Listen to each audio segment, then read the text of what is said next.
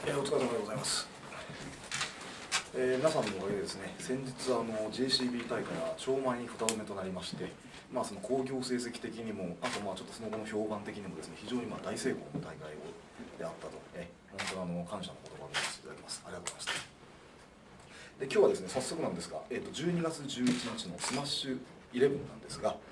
そこでですね、新たなカードが、決定いたしました。しかしその前にですね、ちょっとこの前の JCB のメインで、僕と最後握手して、ちょっとなんていうか和解というかですね、ちょっと今までいろんなすれ違いがあって期待してたんですけれども、スターバックと僕がまた元の関係、おそらく戻ったんだと思います。ああいうことはね、ああいう試合を終えて、握手をできたというそしてですね、その後マイケル・コバックが、スターバックの天敵であるマイケル・コバックが乱入してきまして、スターバックを KO したと。そしてスターバックがですね、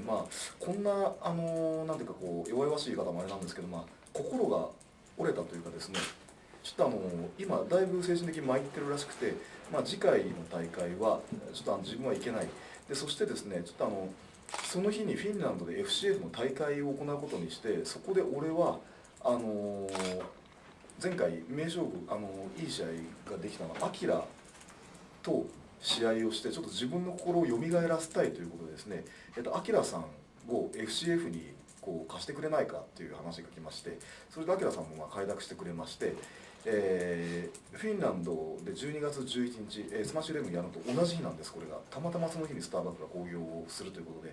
で、その日にあえてやると決めたんですって。でそしてアキラさんとスターバックがシングルを行います。フィンランドで、ヘルシンキで。そんなわけでとりあえずアキラさんを今日はお招きしております。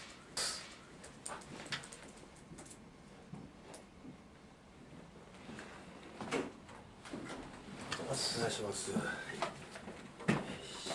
アキラさん、今一通り説明させていただいたんですけど、ちょっとくじけた心をですね、ちょっと奮い立たせるためにまたアキラさんと戦いたいということで、スターバックがアキラさんにフィンランド遠征をお願いしてきたということで、よろしくお願いします。嬉しいですね。というかまずは先日の激闘、タイトルダッシュおめでとうございます。本当に、すごかったですね。よくその重圧を跳ねのけてやり取りました。アキラさんが見出してくれたわけですよね。しかし本当そんなタイトルを失ってしまったスターバックですけれども、でも東京という敵地でアウェーの状態で、しかもコバックという天敵がいながら警戒が解けないで試合をして、しかも田尻さんの強烈な蹴りを食らいながらも戦い抜いた。やっぱり僕の中では依然神としている男なんですよね、スターバックって。やっぱり僕にとっては勝新太郎やアルパチーノみたいな盟友に匹敵する男で、そういう盟友とセッションをしてると絶対に得るものって大きいんですよ。だからいくらでも僕は試合したいですね、スターバックと。でその中でまたもっと熱いものが生み出せたらと。でやつの目の色もまた変わってほしいなと思いますね。アキラさんはフィンランド初めてですか？初めてですね。もう想像もつかないところですね。ヨーロッパエリアは遠征されたことあるんですか？ヨーロッパそうですね、海外遠征時代に、イギリスやドイツ、オーストリア回ってまして、その時僕オーストリアがドイツで試合やってた頃、コバックが子供の頃見たよなんてことを言ってまして、子供の頃からみたいな話なんですけどね。でもやろっていうか、コバックに関しては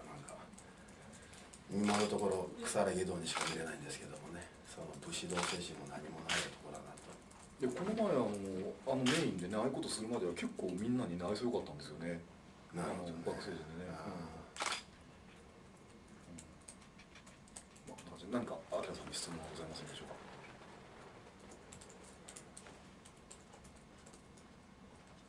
アキラさん、その海外での試合っていうのがいつ以来になるんですかね。ですね、1991年にオーストラリアで試合やって、それからでしょうかね。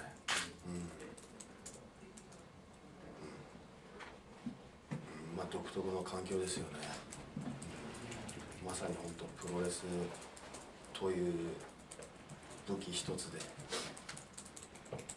その街で暮らしていかなきゃいけないっていう、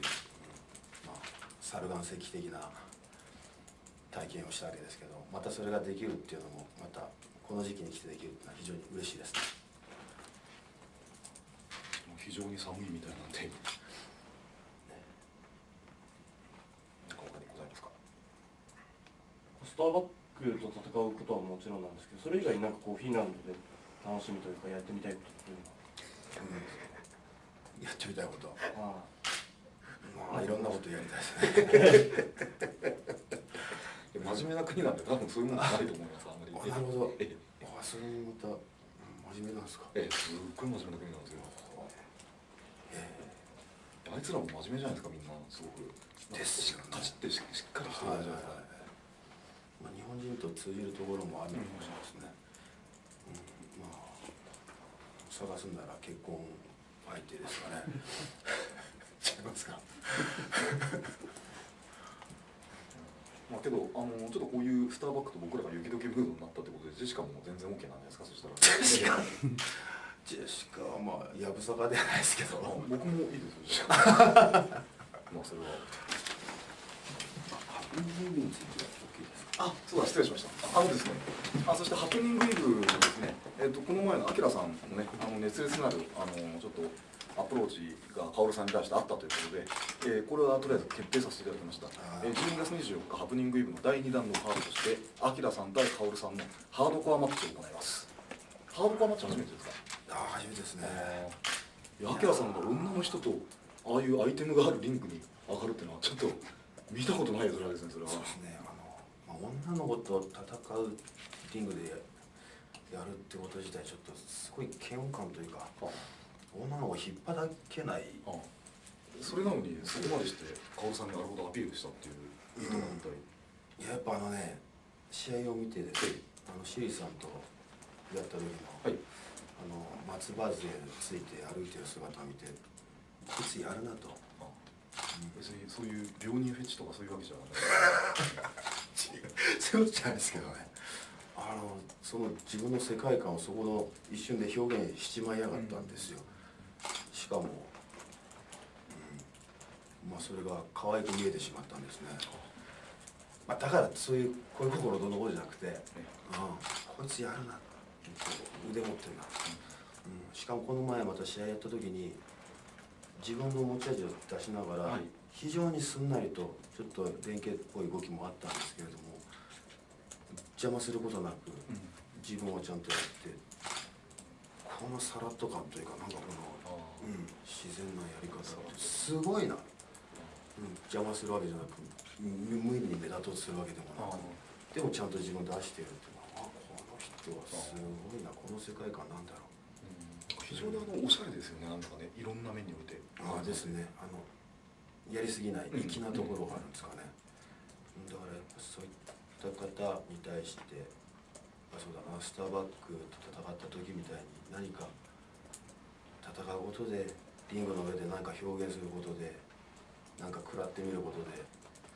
何か感じるものとか生まれるものがあるのかなと。ぜひそのハプニングイブで試してみたいなと思いました。何かご質問はございませんでしょ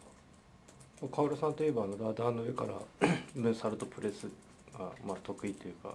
必殺技であるんですけれども、アキラさんもそれに対抗してラダーの上からムササビプレスっていうのは。いやそういうことしなきゃいけないわけですよね。まあ狙いたいですけども、そうだな、正直そのハードコアマッチ、そういったものを使うことについての戦法とか、まるっきり今のところ何もないですね。もっと研究していきたいと思います。で、そうだな、やるからには決しておちゃらけにはしたくないんで、きっちりやってみせます。そのモチベーションも女だからといって容赦はしません。そのことがやっぱ彼女に対する引き受けてくれたことに対する礼儀だと思うんですよね。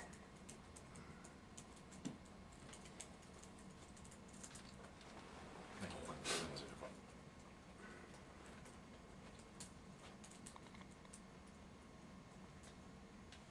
岩倉さんも松葉杖ついて逃げないでくださいよ。真似したらいくらいいだろうって。